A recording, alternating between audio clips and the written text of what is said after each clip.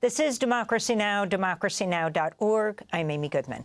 Pressure's growing in Israel to allow more aid into Gaza as the ceasefire continues to hold. On Tuesday, Israel told the United Nations it would allow only half the 600 daily aid trucks called for under the deal, accusing Hamas of moving too slowly to release the bodies of dead hostages. On Tuesday night, Hamas handed over 4 bodies. Israel said 3 of the bodies have been identified, but the 4th didn't match any of the known hostages. Meanwhile, Israel's returned the remains of 45 deceased Palestinians. Health officials in Gaza say the bodies arrived with their hands and legs cuffed. In a statement, Nasser Hospital said, quote, some are blindfolded. There are signs of gunshot wounds in some cases, while others have been run over by tanks, unquote. Israel's believed to hold hundreds of bodies of dead Palestinians. This comes as negotiations have begun for the second phase of President Trump's 20-point plan. On Tuesday, Trump threatened the U.S. would disarm Hamas if the group doesn't do so itself. We have told them we want to disarm, and they will disarm.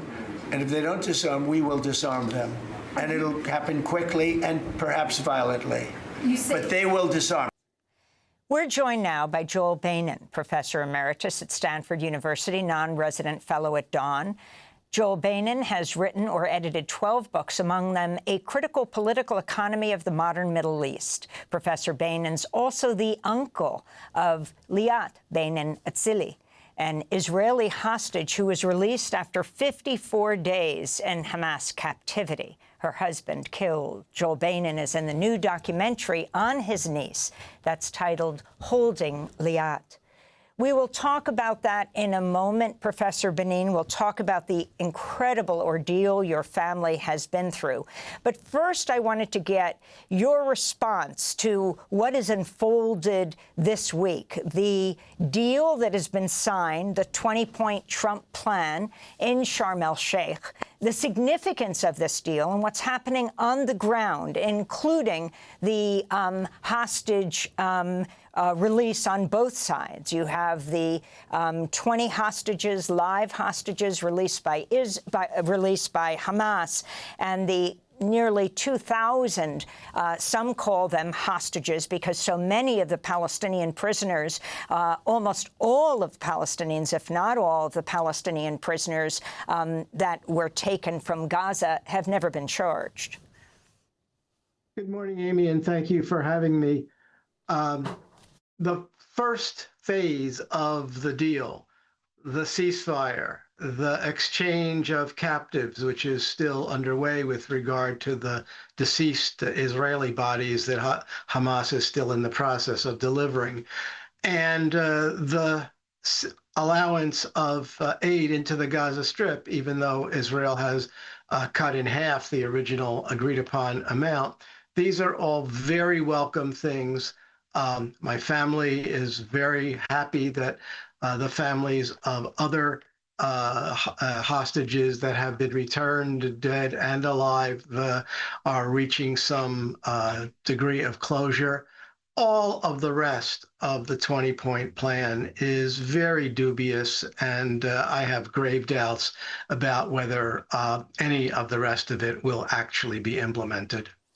What do you understand are the key issues of this deal? I mean, on the issue of the return of the dead bodies, I mean, obviously now in a completely demolished Gaza. I think President Trump referred to it as a kind of demolition zone, that it's been demolished. They don't have DNA testing. And I think both sides recognized it was going to be hard for Hamas to identify some of these remains.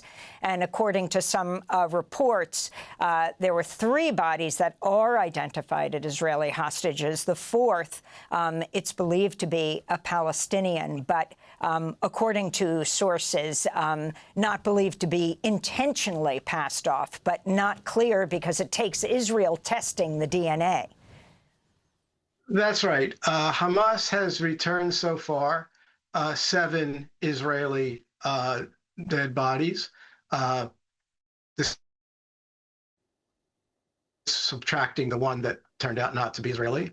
4 more are supposed to be delivered today. Haaretz reported some days ago that the Israeli government knows that as many as 15 hostages can't be located, that they understand that Hamas doesn't know where they are and Israel doesn't know what they are.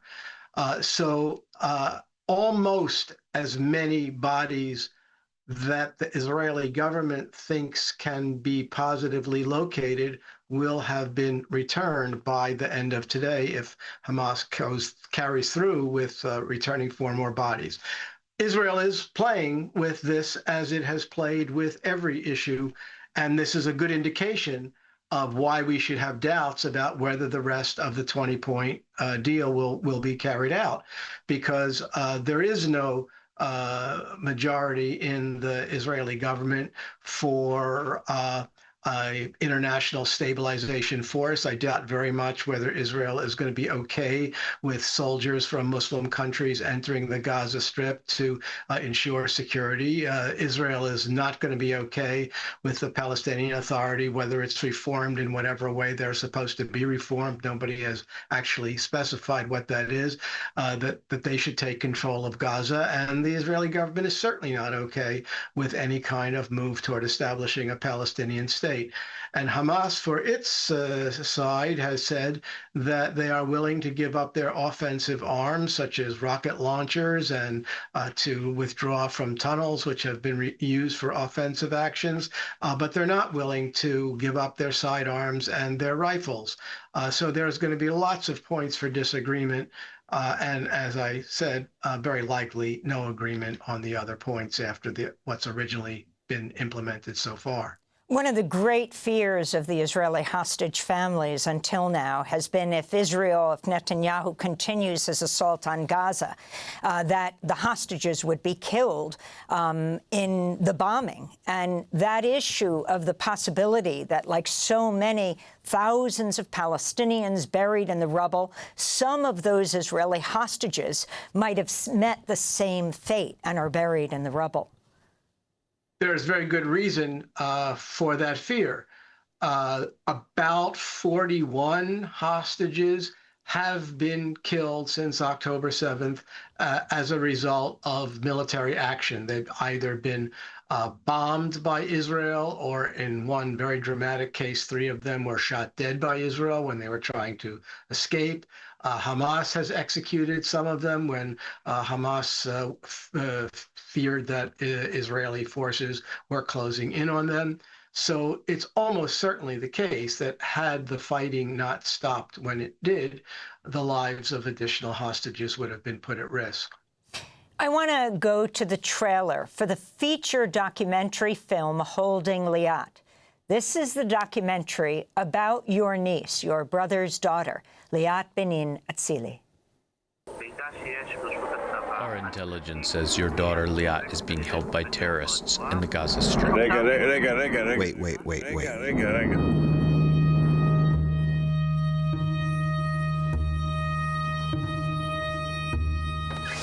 It is so hard not knowing what's going on with her. My biggest worry is that she's not with us anymore. We're being led by crazy people, whether it's on the Israeli side or whether on the Palestinian side. And the result is all this death and destruction. Yehuda and I deal with problems differently. The struggle for peace and reconciliation is the best way to respect Liat and Aviv and provide the human side to the story. I'm not going to thank them for abducting my parents and murdering my acquaintances. Let's just figure out where Liat and Aviv are. Let's just focus on that, Abba. We want to be supportive of the family, and on the other hand, I'm here and I disagree politically. Sometimes it's better to just be quiet, because you know what? For getting Liat and Aviv back, put a yarmulke on your head. No, I'm not going to run away. I'll stand my ground. There's no way of knowing how much longer this is going to go on. Who's holding her? Is she in a house? Is she in a cave? Is she being fed? Does she have her glasses? The longer it takes, the harder it is to stay positive. There's no guarantee that either of them are coming out of this alive. We just got the list, and unfortunately, Liat is not on today's list. That's the trailer for Holding Liat, which is available on BBC Storyville. This is another clip that features our guest, Joel Beinin's niece, Liat Atzili. She was one of 16 hostages who were released from Hamas captivity in November 2023. My thoughts about Israel's response and what's happening in Gaza are complex. It's horrible, truly horrible.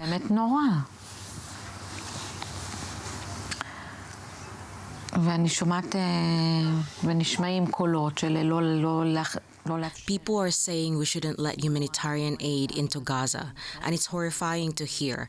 I don't care that it allows Hamas to keep fighting. People shouldn't starve to death, no matter who they are.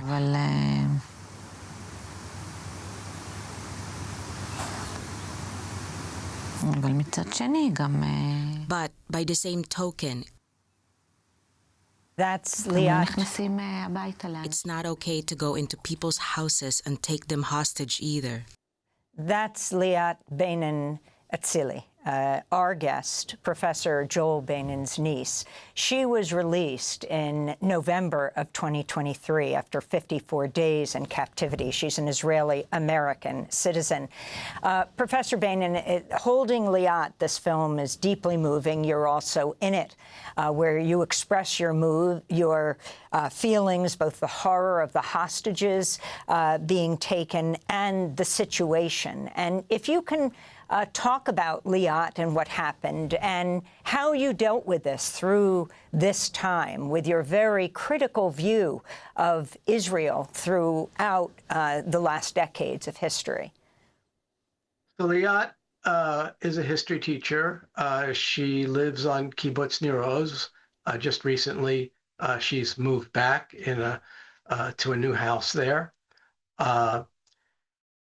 She was politically oppositional long before October 7th. My entire Israeli family, my family moved to Israel in 1973, all of them except for me.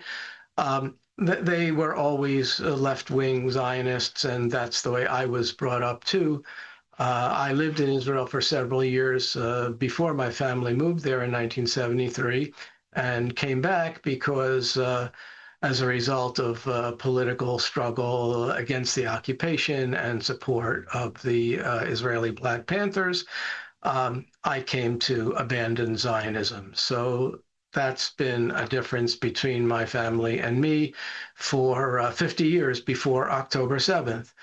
Nonetheless, I'm part of the family, and I was deeply shocked to learn that Liat was taken hostage on October 7th, along with 250 other Israelis.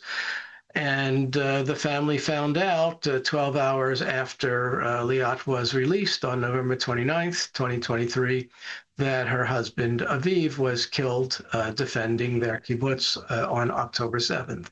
So all of this was pretty traumatic for my family, pretty traumatic for all the people of Israel. And of course, Israel's response traumatized the entire population of the Gaza Strip 10 times over.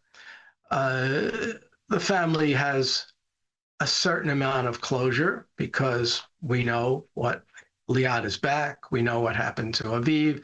There's been a funeral. But I don't think my family, I don't think many of the people of Israel, I don't think the great majority of the people of the Gaza Strip are going to recover from this trauma anytime soon. And since I am skeptical about how the 20-point deal will ever be implemented, I don't expect it to be, there won't be much help in resolving the trauma from the political leadership of either Israel or the Palestinians. I wanted to end by asking you about the Palestinian prisoners, you might say hostages, who've been released, up to 2,000, and I referenced this before. It is believed all, if not almost all, of those that were released to Gaza have never been charged and held for up to 2 years. When you saw the buses, both in Ramallah and Gaza, of the people coming off those buses, they were emaciated. They're wearing heavy sweatshirts. that cover some of that. Some of them clearly beat up. Some of them can't walk. Your final comments on that, even as your niece was also held hostage. So the Palestinians that have been released so far are in two categories. 1,700 and some captives who were held hostage without charge from Gaza. There are 9,000 more Palestinians in Israeli prisons, most of them held without charge. 250 of the Palestinians who were released were serving life sentences for armed attacks on Israelis. So it is the world media focuses on the Israelis. There's always a serious imbalance in coverage and centering Israel and Israelis, and much less attention to Palestinians. But of course, Palestinian society as a whole is suffering far, far more than Israeli society has ever suffered as a result of the armed clashes going back all the way to 1948. And that's something that we in the West don't tend to have adequate appreciation for. Thanks for watching Democracy Now! On YouTube. Subscribe to the channel and turn on notifications to make sure you never miss a video. And for more of our audience-supported journalism, go to democracynow.org, where you can download our news app, sign up for our newsletter, subscribe to the daily podcast, and so much more.